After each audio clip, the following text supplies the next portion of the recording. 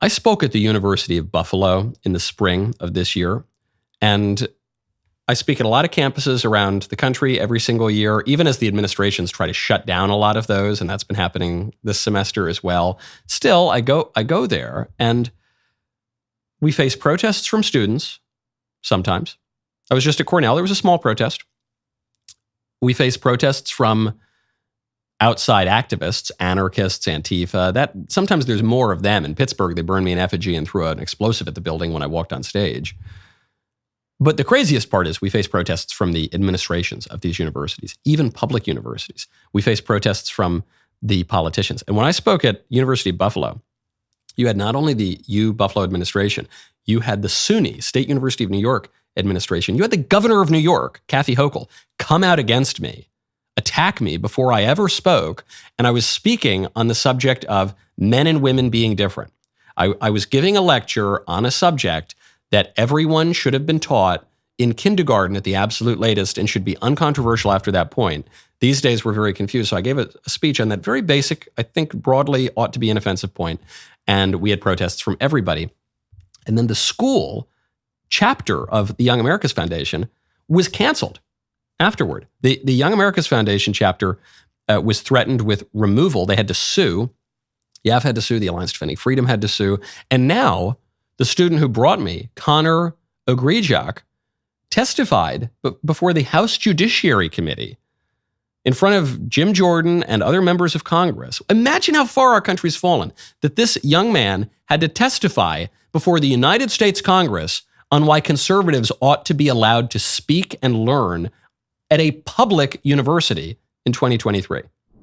If those who were involved in this mob were able to resort to fear tactics and violence without consequence, what is keeping a pattern of this despicable behavior from being set and executed repeatedly?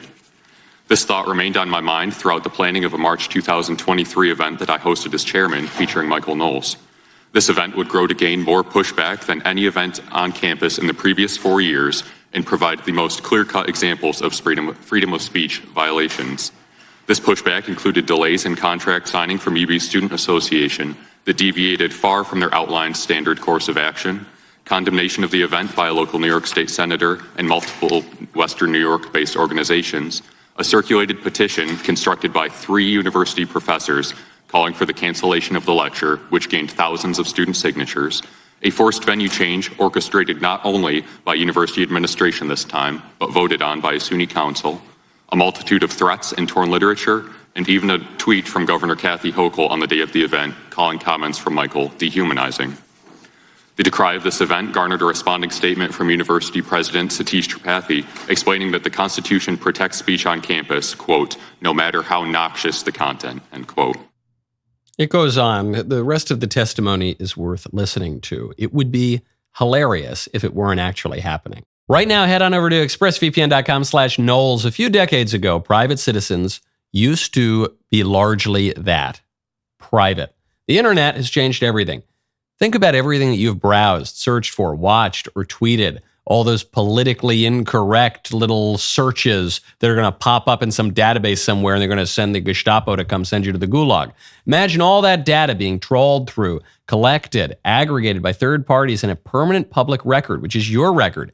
Having your private life exposed for others to see was once something that only celebrities worried about.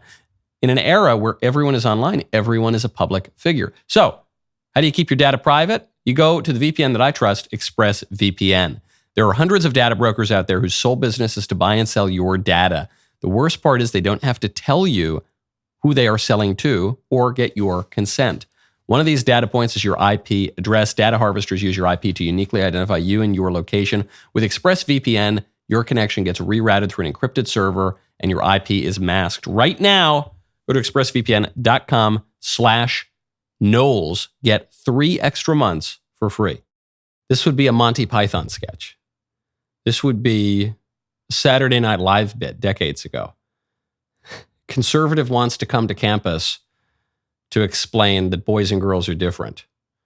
And every elected politician, they lose their minds, they call it egregious. And then the students who had the audacity to bring the conservative speaker are basically tarred and feathered and run out of town by those very same authorities. This is a scandal. This is a national scandal. What do we do about it? Well, obviously we should vote these people out of office if possible. We should defund the universities that do this kind of stuff if possible. But I don't want to sound like I'm a utopian or I'm some idealist here. I know that Kathy Hochul's not going to do that. I know that the New York state government, even though there is a decent Republican representation there, it's not going to do that. We're not going to have a Republican governor there, certainly not with a unified government anytime soon. So what conservatives have to do is to seek to establish and fund our own schools.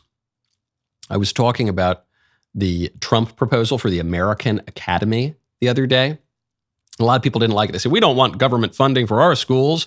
We don't want an explicitly pro-conservative school. No, we do, actually. We do. That's how the libs have managed to attain a reasonable degree of cultural hegemony in recent years, as they took over the existing institutions, and then they fired all their enemies, and then they routed all of their student enemies, and then they hired all of their friends, and then they got a ton of government funding, and then they changed the rules such that they could basically never lose power because they were in charge of hiring, and they were in charge of firing, and they were in charge of the kangaroo courts that kick out conservatives for bogus reasons. And we need to do that. We shouldn't do anything unjust. We shouldn't do anything immoral. But playing within the extant rules of politics is not necessarily unjust. Being clever is not necessarily unjust. We are told to be wise as serpents and innocent as doves. And very often conservatives are wise as doves and innocent as serpents. That was Vivek's big complaint at the top of the debate yesterday, and he was absolutely right. That's what we have to do.